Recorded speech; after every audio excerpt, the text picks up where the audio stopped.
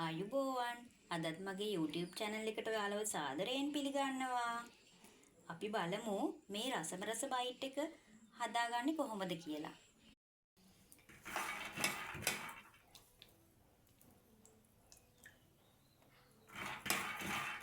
දැන් අපි මම මෙතන රටකජුලියන් 100ක් විතර තියෙන්නේ. මම ඒක දැන් බැද ගන්නවා.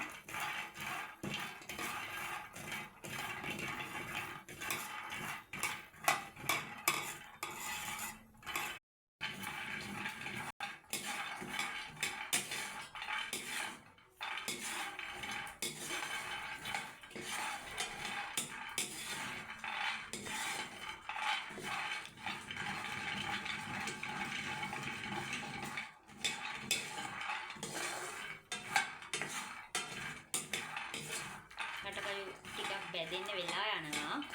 සාමාන්‍ය විනාඩි 10ක්වත් යයි මේක බැදෙන්න. කරවෙන්න නැතුව අපි බැද ගන්නවා.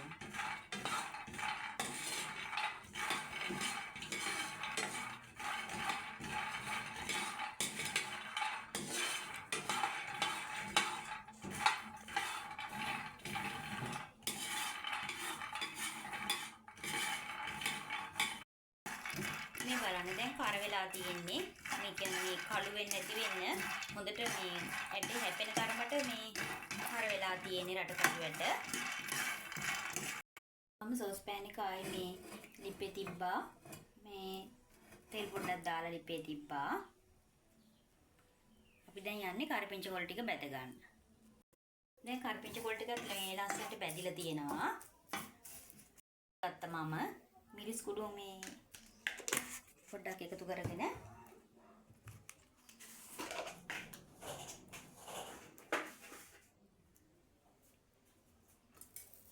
නුණු කුඩු ටිකකුත් එකතු කරගත්තා. මේක මික්ස් කරලා මේ පොක්කරේ මේ මිරිස් කර වෙන නිසා සෝස් පෑන් එකේ රස තියෙනවනේ. ඒ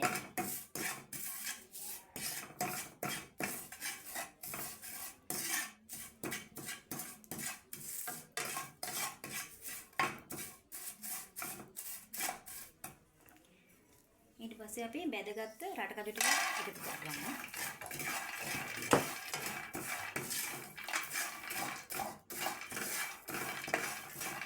කිසිම රසකාරකයක් දැම්මේ නැහැ. මිරිස් කුඩුයි, උණු කුඩුයි, කරපිංචායි, තෙල් පොඩ්ඩකුයි විතරයි රටකඩු වලට එකතු කරගත්තේ. ඒක නිසා පොඩි ළමයෙකුට නම් කන්න දෙන්න බය නැහැ. මොකද කඩවල වල තියෙන්නේ මේ කල් තබා ගන්න දේවල් දාලා. ඒ නිසා මේ අපිටම හදා ගන්න පුළුවන් වුණ කඩවල තියෙනවා මේ කිරණ මේ අමු රටකජු වේදපුවා. ඒව ගෙනල්ලා මෙහෙම හදා ගන්න පුළුවන්. ඉන්නේ අපි බෙදගත්ත රටකජු බයිට් එක. හරිම රසයි. ඔයාලත් හදලා බලන්න.